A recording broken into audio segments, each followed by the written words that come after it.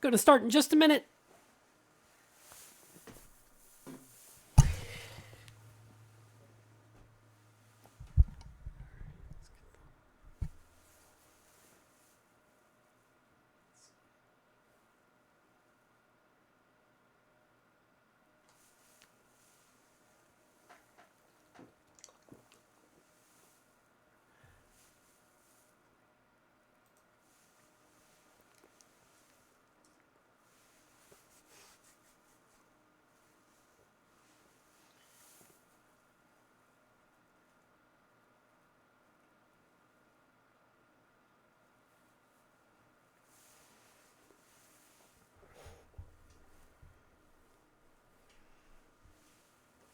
All right, it's 8 o'clock. Let's kick this thing off. Whoa, I've got so much to talk about tonight. It's going to be a big one.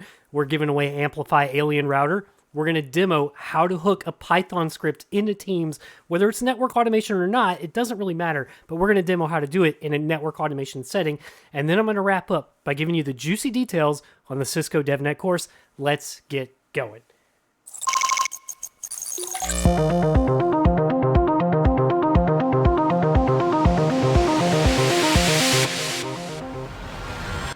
All right, so y'all are dying to know about this giveaway, right? I have, here it is, an Amplify, here's the front of it, an Amplify Alien Router, fresh off the manufacturing floor, or whatever it is that Ubiquiti is doing. This thing is killer, absolutely killer for the prosumer home Wi-Fi router, 802.11ax, that's Wi-Fi 6, that's almost 5 gig per second of throughput. That's 5 gigabits per second of throughput this thing can do. It can do full mesh. So if you've got multiple devices, you can mesh them throughout your house. It's got 4 Ethernet ports on the back for gigabit LAN. Of course, it can support a gigabit WAN link. So if you've got fiber, that's going to be a sweet hookup. Touch screen. The whole thing is set up from an app on your phone. You can knock it out in 15 minutes. How do you enter? Well, if you look down in the description, there are some alien heads you'll see. And the way that you enter is you just click on that little link, and there are multiple ways that you can actually enter for the drawing. Now, we're going to make the drawing at midnight on Monday. It's going to be a randomly selected person. So get those entries in. And, if you want to do more stuff like this, if you want to do more giveaways, holler in the comments. Let me know the type of stuff that you're interested in and how you want to tinker with some tech. That way I know maybe what else we could do for the next time, which is going to be really cool. All right, so network automation. Let's be honest. The last live stream, it didn't really go according to plan. In fact, because of that, let me just ask real quick. Can y'all hear me okay? I want to make sure that y'all can hear me okay. Let me just see. Hey, look, nobody's complaining about the sound right now, so that's a pretty good sign. Last time the network automation demo I did, it wasn't great because the audio stunk because I had 2 hot mics. Hopefully I've got that squared away in this one. So let's now talk about network automation in a real setting. Let me jump to my screen here. Okay, cool. So what you're seeing on the screen, this is my Ubuntu Linux machine yet again. I loved working on this machine as a virtual machine for both the JNCIA and for the Cisco DevNet course. It was just, just working with Linux machines really is a software developer's dream because everything works with Linux for the most part. You would think that's not the case, but anyways. So here we go. I've got a script fired up. This is a perfect example of why network automation rocks. Let me pause and ask y'all this. When was the last time you took backups of all your network devices running config? When was that? Some of y'all may take it, regularly. Some of y'all may pay an application to do it. I can tell you in my experience, there's been lots of times where, we didn't take a backup of the config until it was time to upgrade that machine, upgrade that device, replace it. And we're actually using it for a migration. So what this script does is it uses a kind of a cool little Python library called netmiko. And, let's just walk through it. So I'm using environment variables to store usernames and passwords, so that way I can share this code with you. And I'm declaring what the device is that I'm connecting to. Here's the IP of the switch that I'm going to connect to. And I'm going to use the Telnet protocol to do it, but it works with Telnet, it works with SSH. You can see I've got username, password, the enable secret, and what port, since this is telnet after all, we're on port 23. So quite frankly, what this is doing, there's not much to the script, but it's very powerful. It connects to the switch with the connect handler. It enters the enable mode. It enters privilege mode by, typing enable and passing in the enable secret that we entered above. It sends the command show run, and then it disconnects. But it stores the results of show run in a variable so that it can dynamically write the entire config out to a file locally on this machine. Now, from there, in a production environment, maybe you want to ship that file to, file storage, like a NAS or a SAN or something. Or maybe you actually want to punt it up to an Azure AWS file share or blob storage or something and keep historical backups of the running configs in your devices. At this point, this is a file on your local file system, and you can do whatever you want to with it. And Python absolutely has the ability to interact with all of its cloud services. But in this case, I've set it up to send me a success email. In the event that, this script succeeds, just let me know via email what time the script ran at and, if it succeeded or not. I also have the ability that if this whole process fails, send me a failure email. But here's the thing. Here's the challenge. This is why I wanted to talk about network automation today and then show you how we can work Microsoft Teams or other chat apps into this. Sometimes, if I'm trying to run a scheduled task and it fails, maybe getting an email isn't the most proactive way that I can get alerted to that problem. So what I would rather have is Microsoft Teams. I would rather post in Microsoft Teams so the entire team can be alerted when something goes wrong. Now that Microsoft Teams, as of like 2 days ago, is available on Linux, I can show you this. So this is pretty cool. So here you go. I've got my little team set up. I've got a dev team, and you can see I've created a channel right here called alerts. This is where I want the post to happen and take place and say like, hey, alerts need to come in this channel. So let me show you the steps and how easy it is that we can get started posting alerts into Microsoft Teams. You click on the little ... next to the channel, and you hit connectors. So it fires up this little GUI here. And what we're doing is called an incoming webhook. Webhook is basically nothing more than either sending JSON data out or receiving data in. It's just firing off whenever alerts happen. So in this case, what we're saying is we're going to post in data to this webhook, and it's going to know automatically how to handle this. So we'll click Configure. And all we have to do to set up this webhook is give it a name. This is the name that it's going to show up as in the team. So I'll call this like API demo or something stupid like that. And I scroll down and I click create. Now we'll give it just a second to create this because it does take, a little bit of time to create a webhook. And when I scroll down, you can see it's generated this URL for me. This is the URL that I'm going to be sending the message into. So I'll copy this to the clipboard and I'll jump back to my code. And down here under the exception, this is where I'm going to put something like handle Teams message. In fact, what I'm going to do is I'm just going to hit enter a few times so that we can see it more like in the middle of the screen, just for cleanliness sake. Okay, I'm going to set that URL now. I'll paste it in right there. See, it's a pretty long URL, but there it is. It's set, and now that URL is ready to be used. Okay, what data do we actually send in to this URL? There's two things that are required to make a Teams message. We have to have a title, and we have to have a body. In this case, it's called text. So let me show you what this message is going to look like. I'll store this in a variable called message, and I'll just create a new object. The first key I'll give in this message is, of course, title. So when the message gets posted in, what do you want the big bold letters to say? And in this case, I'll say something like in single quotes, if I can actually, there we go. Backup failed, something terrible like this. I'll say comma, and on the next line, I'll say the text will be something like need a quote again. I'm bad at typing quotes today. The backup script did not succeed. Please research. Something simple like that. Okay, now the last step that we have to do to wrap this thing up is just send the data in. So here's how we can do that. I'll scroll up to the top, and I'll make sure that we're using the requests library. So right here, I'll squeeze in import request. Requests is what Python uses to interact with HTTP endpoints. So if you want to download a website or parse HTML data, you can do that with requests. In this case, we're trying to send data into a website. Requests can do that too. That's called a post request. So let's scroll down, and we'll simply say, just store the response in a variable. We'll say response body equals. We'll say use that request library that we just imported, dot, to post the data in. We'll say the URL you're trying to hit is equal to the URL we just specified right above. And the data we're trying to send in is equal to, now this is the only tricky part here, is we have to convert this to JSON. You see this message here is a Python object, and we have to convert that Python object to JSON.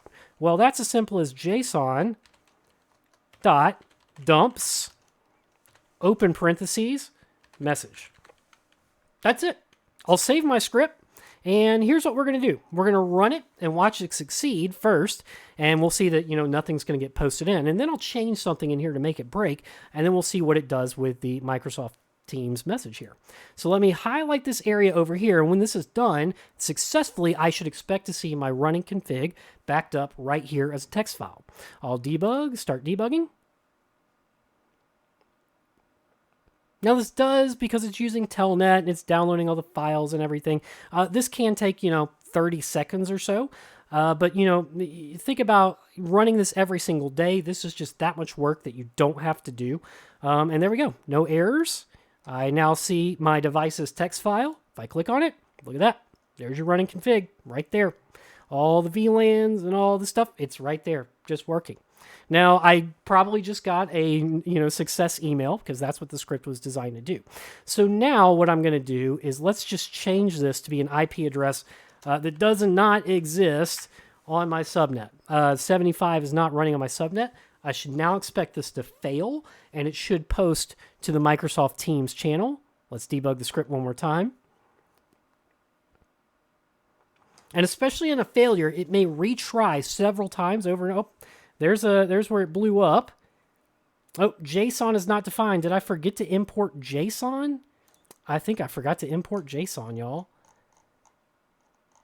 I did. I forgot to import JSON. Well, import JSON is going to be an important part to this. Let's try it one more time. Start debugging. You can see it was trying to go to that Microsoft Teams message because there was an error. Let's see. Now that I've imported JSON, I can actually convert Python data to JSON. And if I go back to Teams and I close out on this, oh no, backup failed. The script did not succeed. Because the script is now the script didn't succeed. We now have the ability to automatically alert our other. This is network automation, y'all. Network automation is taking a repetitive, boring task like backing up our stuff and also integrating it into other systems. So if it succeeds, I get an email. That's integrating my network now with Office 365 in an email provider. And take it a step further, think about the fact that we can now ship that running config off to, Azure or AWS.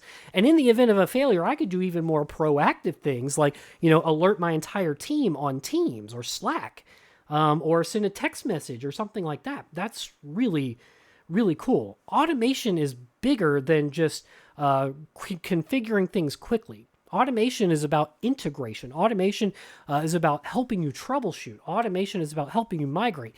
And I know. So some of you may have already heard, some of you may have not already heard the big news. Cisco DevNet, or Juniper and the JNCIA DevOps, but mostly Cisco DevNet, have thrown their weight behind network automation, and they want you to get certified for it. I've been, for the last 6 months, basically, been working on preparing this course for CBT Nuggets, and for so long we've sat on when is it going to be released, and truthfully I didn't know it was going to be released until, well, basically today, when it was released. It's out. Yes, the course is out now. There are 26 hours and 340 videos in the Cisco DevNet course. Keith Barker carries you through the network fundamentals, the OSI stack, layer 2, layer 3. What does a firewall do? What is a VLAN? How do these devices interact with each other? If you're in software development and this is new to you, You may want to start all the way at the end with Keith Barker's stuff, because his stuff comes at the end of the course. It's domain 6 on the exam breakdown. So you may want to start with Keith Barker's stuff to really get your head wrapped around what it is that we're automating in the first place, right? But if you are coming from the networking world and you've never written a line of code, well, that's where Ben Finkel's got you covered, because he takes you through like how to even set up VS Code. What are control flow statements? That's for loops and if-then statements. How to work with Git, what are the different data serializations, all the way down to the stuff that you really care about, which network automation is all about working with APIs. So he's going to bring you up to speed on what APIs are, how to interact with them in general, and then it goes to me. Once you've got software development down, and once you've got networking down, or at least just enough to get started, it doesn't take a lot in order to get started with network automation. If you know the fundamentals, the basics, you're ready to rock and roll. You do not have to be a master in either networking or software development in order to get started with the Cisco DevNet. This course is designed for anyone. But once you feel comfortable with the basics, the really basic stuff, you'll see that's where my stuff jumps in, and we get deep into every single platform that there is in the Cisco world. And I think I need to take a moment and explain this too. The exam breakdown really says things like describe the Cisco security platform and its programmability. That's a small objective. That's like just know that it exists and what it can basically do.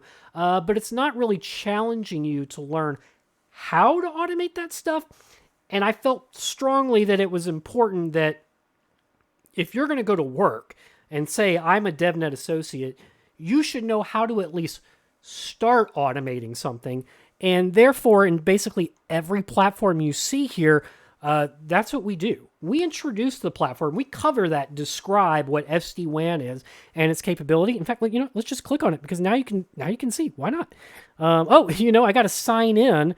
That's important. Let me go ahead and sign in. You know what? No, well, I'm not going to sign in. Well, we'll sign in later. I'll just tell you. I'll just tell you about it. You're going to learn what the SD-WAN platform is and, its basic programmability options. But then I'm actually going to show you where to find the documentation on how to interact with this device. We're going to learn how to interpret this documentation. Then we're going to fire up Postman and test out connecting to these devices and automating them. And then we're actually going to fire up Python and go through a basic script to connect to these devices and at a minimum get data off of them, but in a lot of cases how to set data. Then we'll take it a step further, because this is, I think, pretty important too.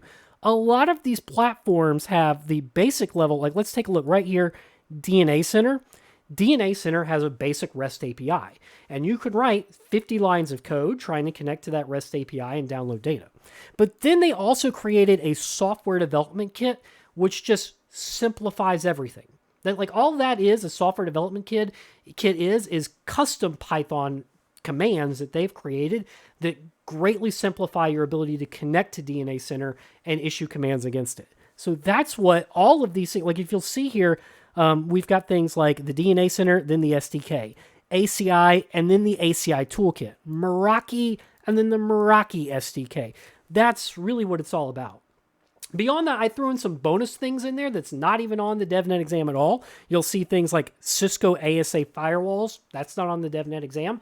But if you've worked in networking, I mean, how often do you interact with ASAs? Like, this is a pretty good chance. So if you're going to get into network automation, like, why would we not cover a device that you're likely to run into?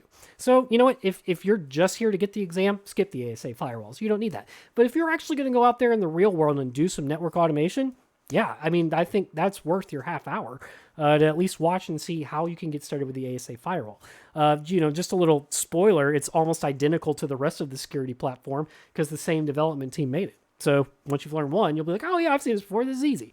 So anyways, yeah, big course, so much fun making it. You're going to learn so much, and there are so many things in there that are just going to blow your mind and simplify how you work on these things. So recapping everything here, we've got Amplify Alien, link down below. Definitely give that a check.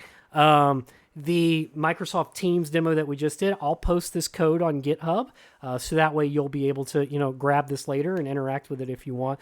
And then, of course, this course out now on CBT Nuggets. Link also in the description under the links section. So let's see if we got any questions, and then we'll go from there. Okay. I'm not seeing any questions, so that's cool with me.